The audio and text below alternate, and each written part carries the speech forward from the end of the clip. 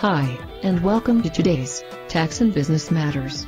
This is your host, Rachel Parker.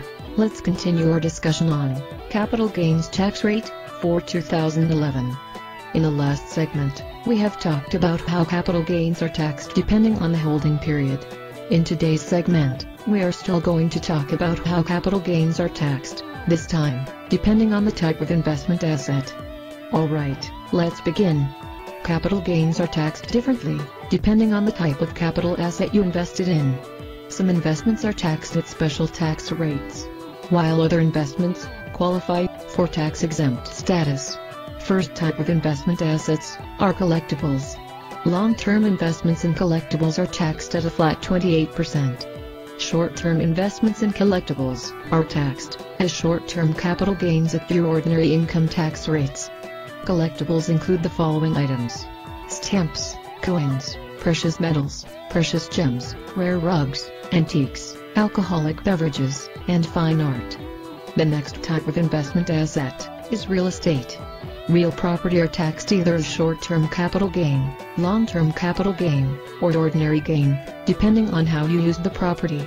Rental real estate will be taxed as a combination of capital gain and depreciation recapture tax rates. Profits on real estate that is used as your primary residence may qualify for a very special capital gains exclusion. A gains exclusion of $250,000 or $500,000. If you are selling your main home, be sure to check out taxes on the sale of your home. If the real estate is not your primary residence, such as a second home, the real estate is treated as a short-term or long-term capital gain, depending on how long you have owned the house. Now let's move on to the third type of asset, and that is the business asset. Fixed assets used in your business are taxed as ordinary gains. Business assets include all furniture, equipment, and machinery used in a business venture. Examples include computers, desks, chairs, and photocopiers. Ordinary gains are reported on IRS Form 4797.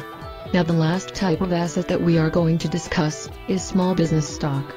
Capital gains and losses on small business stock may qualify for preferential tax treatment.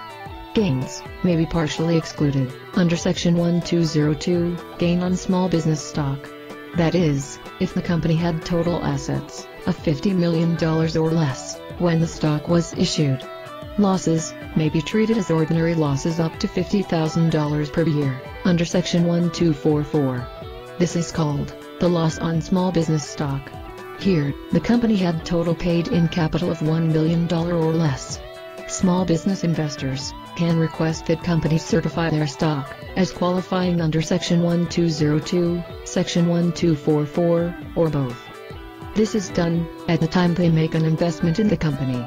Gains on small business stock are taxed at 28% after the partial exclusion.